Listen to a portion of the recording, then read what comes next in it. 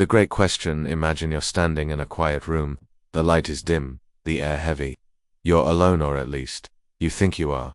Then, from the corner, you hear the faintest breath. Your eyes adjust. Someone is standing there. It's you, not the you show the world, the polished, acceptable, socially presentable version. No, this one is older in a strange way. Not in years, but in depth, like something buried for centuries. The eyes are yours, but darker, more knowing, almost disappointed. You turn away, instinctively. You don't want to meet that gaze, but you can still feel it following you, step for step. Carl Jung had a name for this figure: the shadow, the hidden, rejected part of yourself. Not just the bad qualities you deny, but every trait, desire, and potential that doesn't fit the image you want to believe about who you are. And here's the paradox. The more you ignore it, the more it controls you. Think about it. Many times have you lashed out at someone and later told yourself, "That wasn't me, I don't know what came over me." How often have you judged someone else, not realizing you were judging the very traits you secretly fear in yourself? The shadow does not disappear just because you refuse to look at it. It waits, it watches, and it moves beneath your awareness. We like to believe we are rational creatures. We imagine we're in control of our choices, that we know ourselves, but if Jung was right, then most of us are being led through life by a hidden doubler version of ourselves we pretend doesn't exist. And here's the unsettling truth: the shadow isn't just about darkness in the moral sense. It contains parts of your potential you've never dared to claim, passions you've suppressed, strength you've mistaken for arrogance, creativity you've hidden for fear of ridicule. By rejecting it, you're not just hiding from your flaws, you're cutting off half your own life force. The real danger isn't that the shadow exists. It's that when you ignore it, it finds ways to act without your permission. It slips out in moments of stress, in your worst habits, in the people you're inexplicably drawn to or repelled by. And the most frightening part, you don't notice. You think you're making conscious decisions, when in reality, the shadow is steering from beneath the surface. What if the person you think you are is only a carefully curated mask? What if the true you is not entirely the hero you hope, but not entirely the villain you fear, either something far more complex, raw, and real? Would you dare to meet them? Would you dare to hear what they have to say?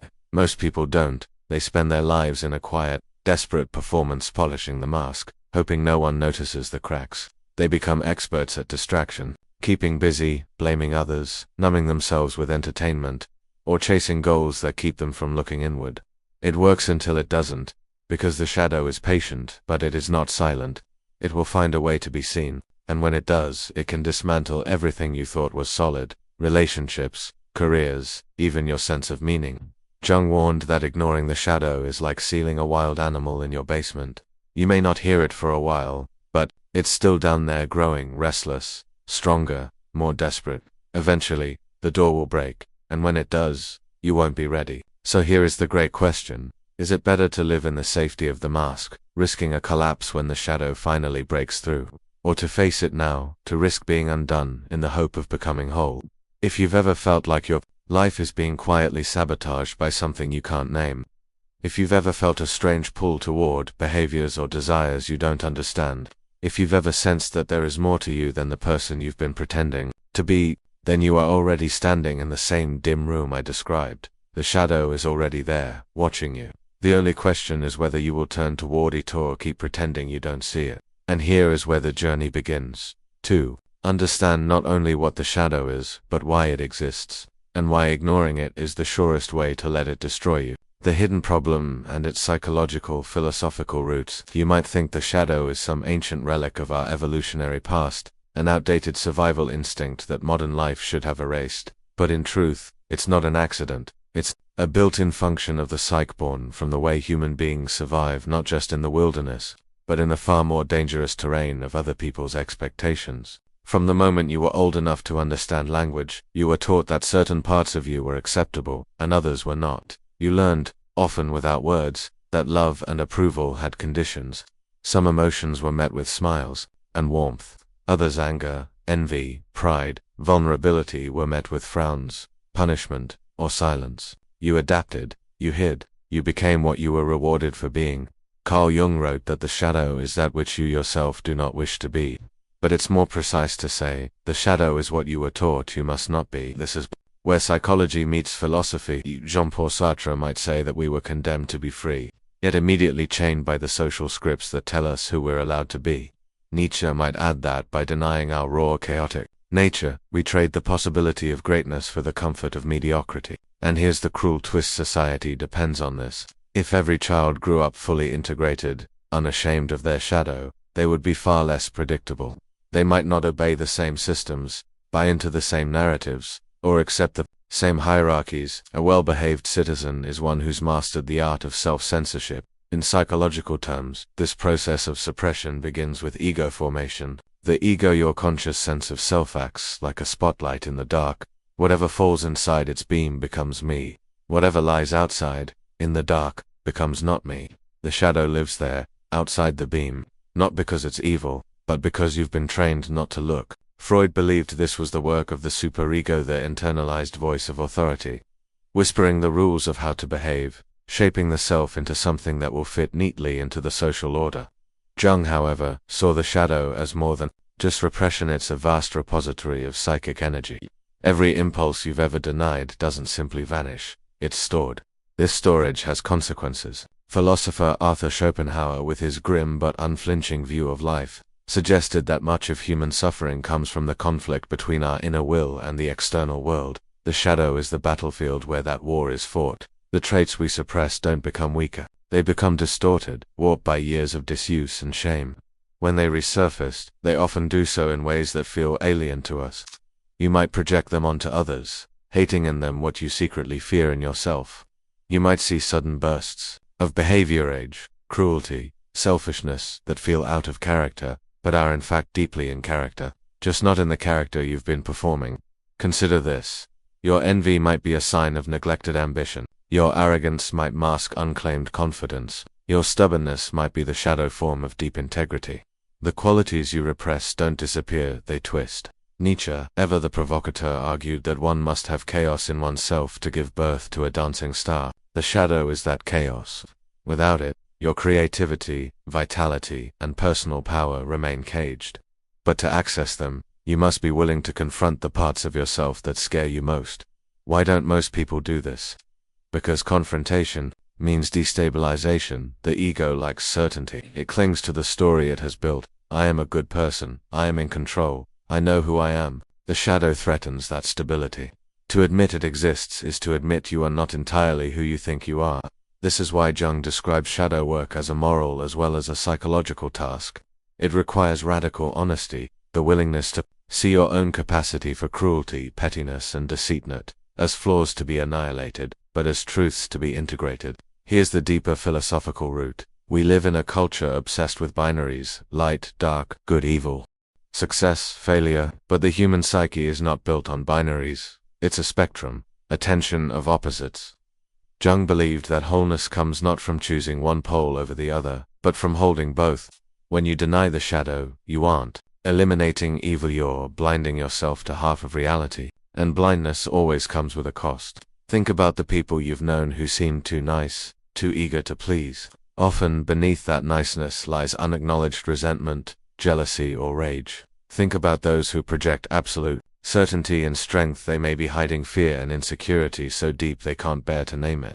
This is not hypocrisy, it's human nature, but it becomes dangerous when we pretend it isn't happening, because the shadow doesn't just sit quietly in the basement of the mind. It leaks. It shapes our choices, our relationships, our fears. It determines what risks we take, what opportunities we sabotage, and what truths we can't bear to hear. You might think you're building a life based on reason and willpower, but if you have not faced your shadow, much of your life may have been built in service of avoiding it. Your career, your relationships, even your moral values may be constructed not on what you truly are, but on what you are terrified of being. And this brings us to the quiet horror of the situation. If you never confront your shadow, you may live your entire life as a stranger to yourself. But if you do confront it, if you walk into that dim room and meet the figure in the corner, you risk everything you think you know. The question is, which risk are you willing to take? From here, we must explore how the shadow doesn't just live inside you, it shapes the world you inhabit in ways you don't see. And that is where the danger becomes far more urgent.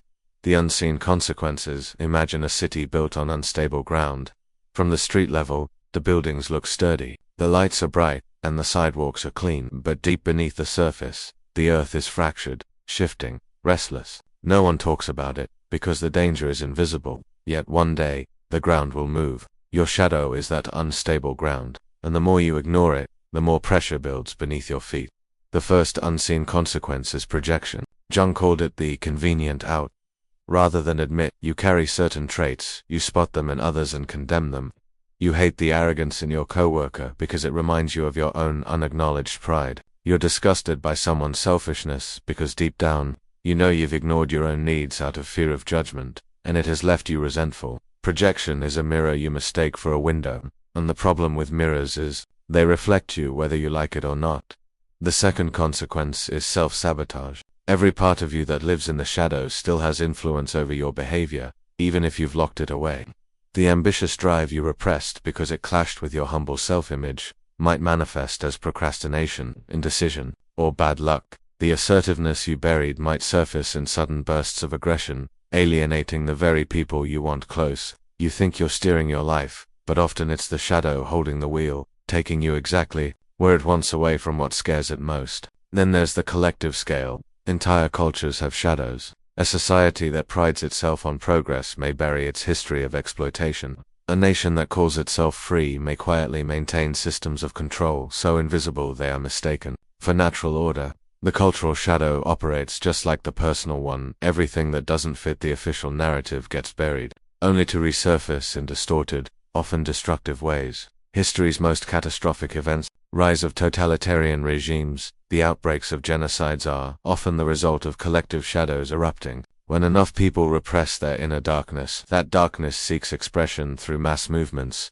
scapegoating, and violence.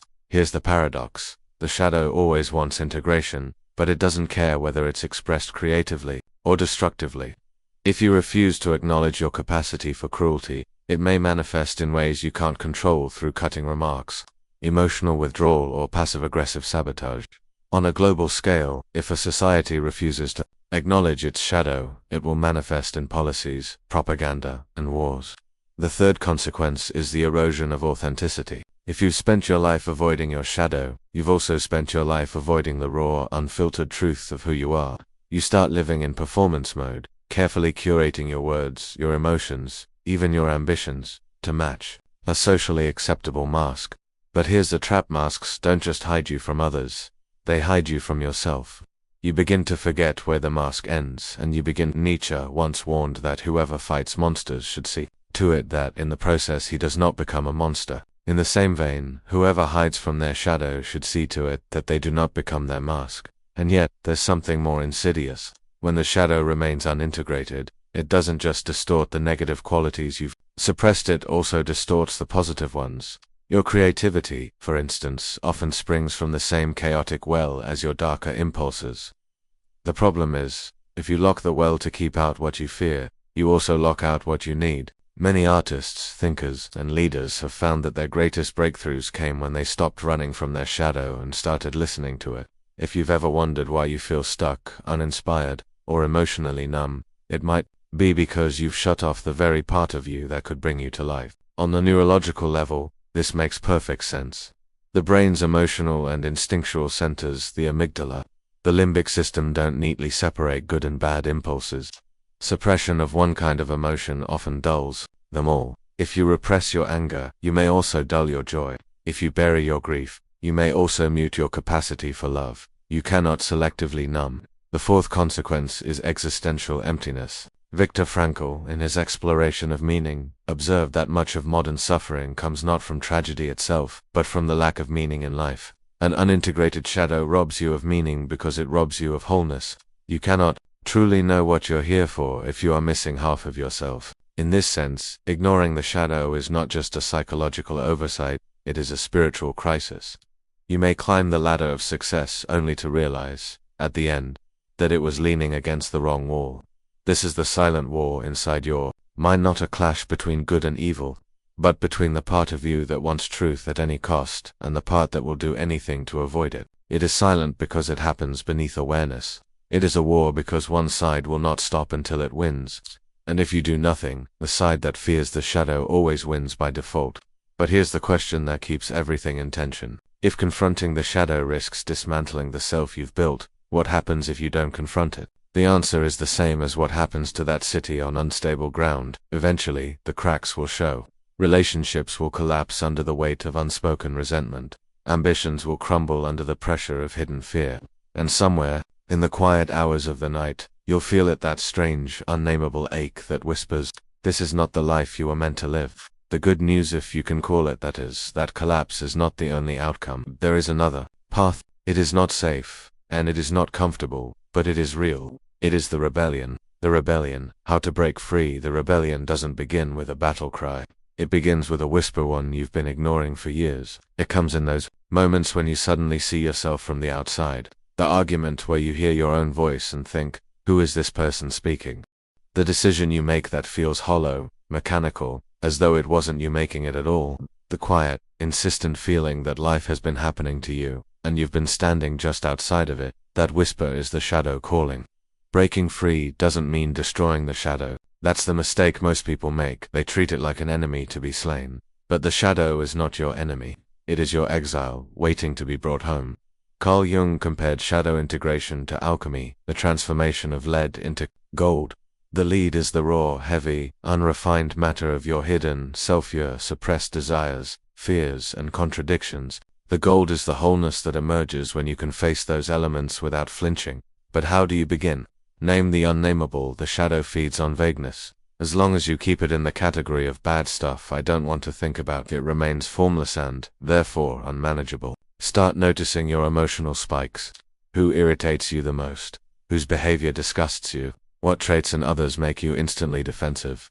These are clues. Jung put it plainly. Everything that irritates us about others can lead us to an understanding of ourselves. This is not comfortable work. It requires turning the lens inward and saying, yes, that's in me too. You're not excusing the behavior of others, you're simply acknowledging that the seeds of it exist in your own psyche. Dismantle the mask, the persona. The polished mask you present to the world has its uses. It keeps social life running smoothly, but when the mask fuses to your skin, it suffocates the self beneath. Start small. In a conversation, admit when you don't know something instead of pretending. Share a real opinion instead of the one that will get the safest nod of approval. Let yourself be seen in imperfection. Each time you remove a piece of the mask, you create space for the shadow to emerge in a controlled, conscious way rather than in the chaotic, destructive bursts that happen when it forces its way out. Dialogue with the dark. Jung often used a technique he called active imagination, where you hold a kind of conversation with the shadow.